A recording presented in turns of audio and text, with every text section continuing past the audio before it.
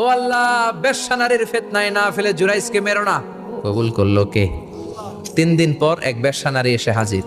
দরজায় নক করতে শুরু করেছে। জুরাইজ দরজা খোলো। খোলার পরে বেশ্যা নারী বলে, দেখো আমি কত সুন্দরী, অনন্যা, সুস্নিগ্ধা, প্রিয়ংবদা, সুহাসিনী, সুকেশিনী, অসূর্যম পোষ্যা, কাক পক্ষী টের পাবে না, পৃথিবীর কেউ দেখবে না, চলো আমরা অপকর্মে লিপ্ত হই। জুরাইজ বলে, মাআদাল্লাহ, আমি আল্লাহরে ভয় পাই, আমার এইখান থেকে দূর হয়ে যাও। জুরাইজের কাছে সুবিধা করতে পারে নাই, না পেরে বেশ্যা পাহাড় থেকে নেমে এসে দেখে এক রাখাল সারাদিন ছাগল চরানোর পর ক্লান্ত শ্রান্ত হয়ে ঘুমাইতেছে। রাখাল রে উঠায় বলে, দেখো আমি সুন্দরী। রাখালকে পাইছি তোরে।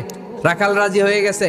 বেশ্যার রাখাল মিলে জিনা ব্যভিচার করেছে, অপকর্মে লিপ্ত হয়েছে, অবৈধ শারীরিক সম্পর্কে জড়িত হয়েছে।